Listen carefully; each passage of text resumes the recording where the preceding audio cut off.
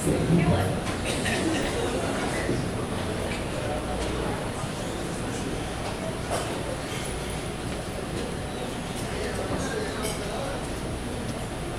I imagine this woman whose eyes hold the San Francisco city skyline.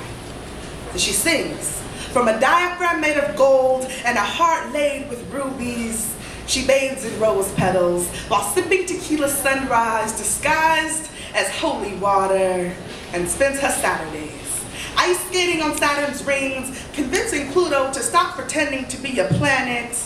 She talks to God by making the rain tap in tongues and the wind praise dance through the trees. And if I stand still and listen closely, I can hear her laughter vibrating in my pulse.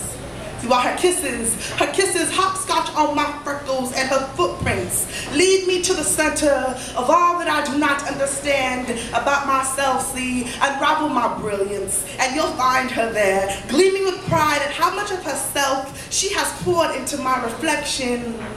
See, I'm her puppet, carved with the same oak that's still clutching her corpse 6 feet further than it's ever been from heaven, and I try my best not to blame the soil for holding her embrace hostage, but have you any idea how heart-wrenching it is to absolutely adore someone that you don't remember saying goodbye to?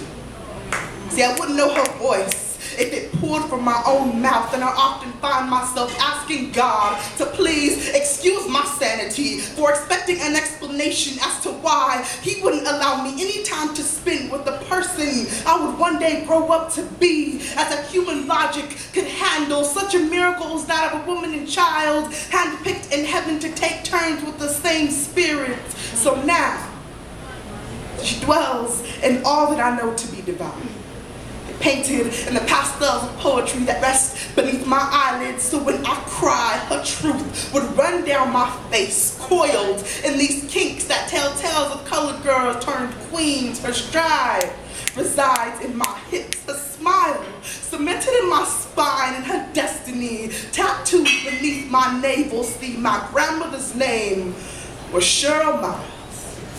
She had a heart that skipped like a worn-out CD and spent her Saturdays watching reruns of All My Children and writing songs for old lovers who never deserved the time or the ink. She had 3 boys with 3 different fathers. I hear she could cook like gospel in the middle of the week. They tell me she held the volcanic laughter in her gut, coffee grounds beneath her skin, and she is the closest thing to perfect that I will never know.